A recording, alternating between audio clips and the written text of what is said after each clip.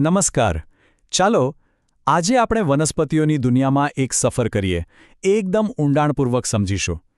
એમના વિશાળ સામ્રાજ્યથી લઈને એમની એક નાજુક પાંખડી સુધીની બધી જ વાતો. તો આ સફરમાં આપણે શું શું જોવાના છીએ?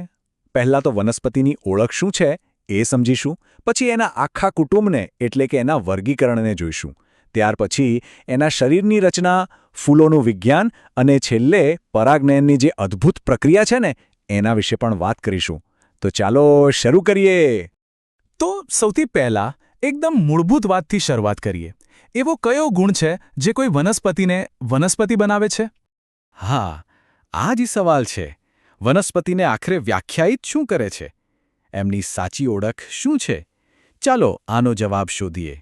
જુઓ, વનસ્પતિઓની સૌથી મોટી ખાસિયત એમની સુપર પાવર કહી શકાય. એ છે કે તે સ્વયંપોષી છે. હવે આનો મતલબ શું? મતલબ કે એ પોતાનો ખોરાક જાતે બનાવે છે. કોઈના પર આધાર રાખવાની જરૂર જ નહીં. પોતાની ઊર્જા જાતે જ પેદા કરી લે. અને આ બધું કેવી રીતે શક્ય બને છે? એ થાય છે પ્રકાશ સંશ્લેષણ નામની એક જાદુઈ પ્રક્રિયાથી. આ એક એવી પ્રક્રિયા છે જ્યાં સૂર્યપ્રકાશ, પાણી અને હવામાંનો કાર્બન ડાયોક્સાઇડ આ બધું ભેગું મળીને બને છે જીવન આપતો ખોરાક. ખરેખર અદ્ભુત છે ને? હવે આ પ્રકાશ સંશ્લેષણ વિશે એક મજેદાર વાત જાણવા જેવી છે. આ પ્રક્રિયા લાલ પ્રકાશમાં સૌથી વધુ સક્રિય હોય છે અને લીલા પ્રકાશમાં તો લગભગ થતી જ નથી. અને એટલે જ મોટાભાગના પાંદડા આપણને લીલા દેખાય છે. કેમ? કારણ કે એ લીલા રંગને શોષતા નથી પણ પાછો ફેંકી દે છે. કેવી મજાની વાત છે! સારું, તો હવે આપણે એ તો સમજી ગયા કે વનસ્પતિ કામ કેવી રીતે કરે છે. પણ દુનિયામાં તો લાખો પ્રકારની વનસ્પતિઓ છે. તો સવાલ એ થાય કે આ બધાને એક મોટા પરિવારમાં ગોઠવવામાં કેવી રીતે આવ્યા હશે? ચાલો એ જોઈએ. આ માટે આપણે ઓગસ્ટ આઇકલરના વર્ગીકરણને જોવું પડે. એમના મુજબ આખા વનસ્પતિ જગતને 5 મુખ્ય જૂથોમાં વહેંચી શકાય. આ કોઈ સામાન્ય જૂથ નથી, પણ જાણે ઉત્ક્રાંતિની એક સીડી છે. સૌથી પ્રાચીન અને સરળ વનસ્પતિથી શરૂ કરીને સૌથી વિકસિત અને આધુનિક વનસ્પતિ સુધી. આમ તો આખા વનસ્પતિ જગતને 2 મોટા ભાગમાં વહેંચી શકાય. એક એવી વનસ્પતિઓ જેમાં ફૂલ આવે છે અને બીજી જેમાં ફૂલ નથી આવતા. એક તરફ કેરી અને ગુલાબ જેવી વિકસિત વનસ્પતિઓ છે તો બીજી તરફ શેવાળ અને ફર્ન જેવી સરળ રચનાવાળી વનસ્પતિઓ. હવે બ્રાયોફાઇટ અને ટેરિડોફાઇટ આ બધા નામો થોડા અઘરા લાગી શકે છે, ખરું ને? પણ ચિંતા ના કરો. આને યાદ રાખવા માટે કેટલીક મજેદાર ટ્રિક્સ પણ છે જે આપણું કામ એકદમ સરળ કરી દેશે. ચાલો હવે વનસ્પતિ જગતના કેટલાક રેકોર્ડ હોલ્ડર્સને મળીએ. જેમ કે દુનિયાની સૌથી નાની વનસ્પતિ કઈ છે? વોલ્ફિયા. અને સૌથી ઊંચી? એ છે સિક્વોયા એટલે કે રેડવુડ. અને હા, વનસ્પતિ જગતના ઉભયજીવી કોને કહેવાય છે એ પણ બહુ રસપ્રદ છે.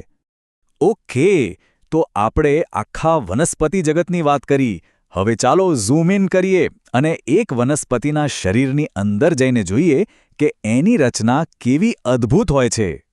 શરૂઆત કરીએ જમીનની નીચેથી એટલે કે મૂળથી.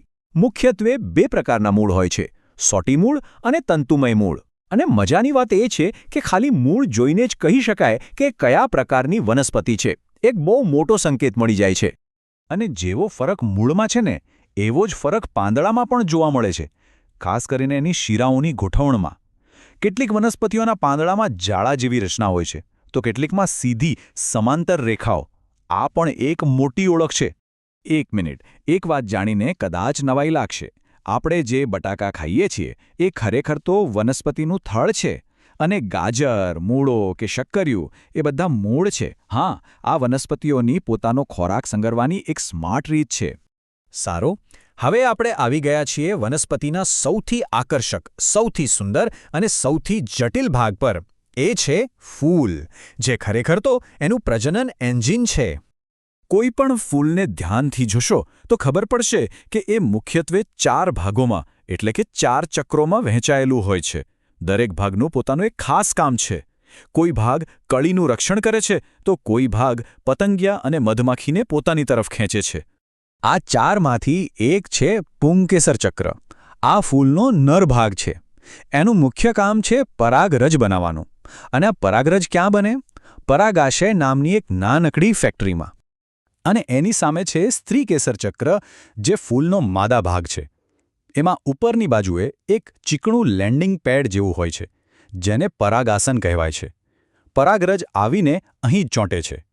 અને એની નીચે અંડાશયમાં ભવિષ્યના બીજ સુરક્ષિત રીતે વિકાસ પામે છે. તો જુઓ, આપણી પાસે નર ભાગ પણ છે અને માદા ભાગ પણ, બંને તૈયાર છે. હવે સવાલ એ છે કે આ બંને ભેગા કેવી રીતે થશે? આ જ તો છે સૌથી મહત્વની ક્રિયા, જેને આપણે કહીએ છીએ પરાગનયન. પરાગનયન એટલે શું? એકદમ સરળ ભાષામાં કહીએ તો પરાગરજનું નર ભાગમાંથી નીકળીને માદા ભાગ સુધી પહોંચવું. બસ આટલી જ વાત. પણ આ સફર ખૂબ જ નિર્ણાયક છે. હવે આ પરાગરજની સફર બે રીતે થાય છે. પહેલી, સ્વપરાગનયન, જેમાં એક જ ફૂલના નર ભાગમાંથી પરાગરજ એ જ ફૂલના માદા ભાગ પર જાય છે. અને બીજી છે પરપરાગનયન, જેમાં પરાગરજ એક છોડના ફૂલ પરથી બીજા છોડના ફૂલ પર જાય છે. અને હા, આ બીજા પ્રકારમાં થોડી મદદની જરૂર પડે છે. તો આ મદદ કોણ કરે છે? આ મદદગારો છે પવન, પાણી અને મધમાખી કે પતંગિયા જેવા જીવજંતુઓ. આ બધા વાહકો પરાગરજને એક જગ્યાએથી બીજી જગ્યાએ પહોંચાડવાનું બહુ જ મોટું કામ કરે છે. તો આપણે જોયું, એક નાનકડી પ્રક્રિયાથી શરૂ કરીને પૃથ્વી પરની સૌથી મોટી જીવંત શક્તિ બનવા સુધી વનસ્પતિઓનું વિશ્વ આપણા પોતાના અસ્તિત્વ માટે કેટલું જરૂરી છે. પૃથ્વી પરના કુલ જીવભારમાંથી 80%થી પણ વધુ હિસ્સો વનસ્પતિઓનો છે. જરા વિચારો, જો આ હિસ્સો આપણે ગુમાવી દઈએ તો શું થાય? બસ આ જ સવાલ સાથે આપણે આજની વાત પૂરી કરીએ.